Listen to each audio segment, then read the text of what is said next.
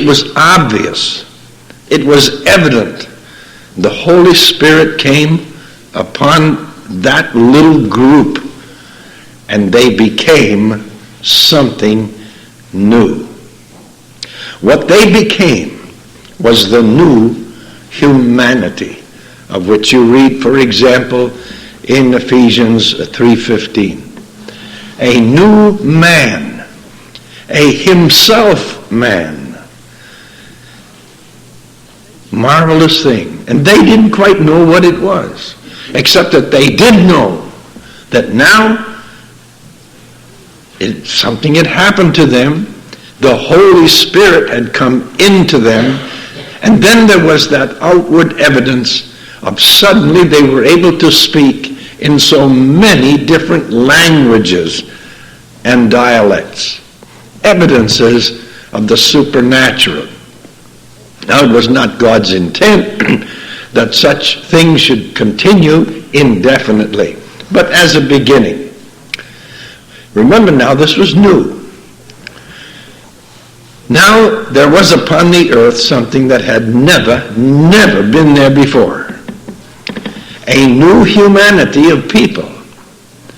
First, mostly Jews and proselytes. Then more and more Gentiles. More and more Gentiles from every kindred, tribe, and tongue and nation. And when you come into the book of Revelation and you read about the glorious assembly there, they come from everywhere. But they had one thing in common. Jew or non-Jew. And that was that dwelling within them was the life of God. Now, the life of God is eternal. It is self-existing. It was never created, and it will never end. That's God's life.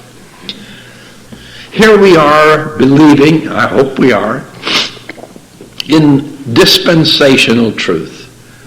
That there are periods. We're not living in the days of Abraham. Abraham never heard of the Ten Commandments.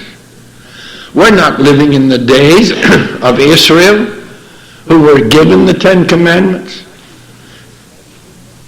And had we been living then, they wouldn't have applied to us, because the Ten Commandments were not given to Gentiles. So you see, we need to know where we are.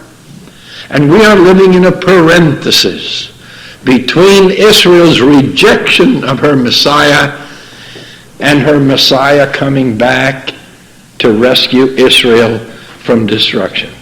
And we are living in that parenthesis now. That's part of the mystery.